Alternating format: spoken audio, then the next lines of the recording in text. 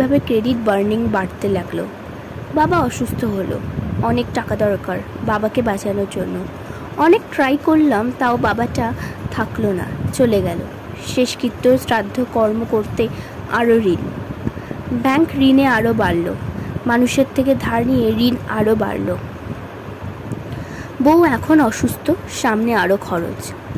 অফিসের বাইরে একটা টিউশন করি, মাঝে মাঝে টিউশন না থাকলে 10 কিলোমিটার দূরের অফিস থেকে হেঁটে আসি।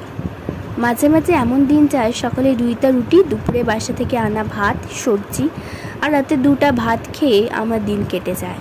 একটা সিঙ্গারা কিনে খাওয়ার ইচ্ছা হলেও মার বউয়ের মুখের কথা ভেসে উঠে চোখে, তাই আর কিনি না। বউ চাকরি ট্রাই করছিল, ঢাকায় গিয়ে এক্সাম দেয়, কিন্তু চাকরি হয়নি। আমি জানি আমার মতো এই অবস্থা অনেকেরই। আমি কোনো সাহায্যের জন্য এই কথাগুলো বলছি না, শুধু চোখে আঙুল দিয়ে দেখিয়ে দিতে চেয়েছি বর্তমান সনাতনী সমাজের কলঙ্কাশাল অস্তিত্বকে।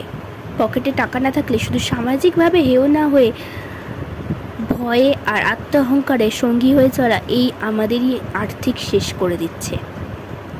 আমি জানি আমি উঠে দাঁড়াবো হয়তো 5 বছর লাগবে বা আরও বেশি, কিন্তু এই সময়ে যে কষ্ট পাচ্ছি তা আমাদেরই কর্মেরই ফল। লেখায় নাম প্রকাশে অনিচ্ছুক চট্টগ্রামের একজন দাদার আত্ম উপলব্ধি। নমস্কার, আজকের এই গল্প এতটাই। চোখ রাখুন পরবর্তী ভিডিওতে। টাটা।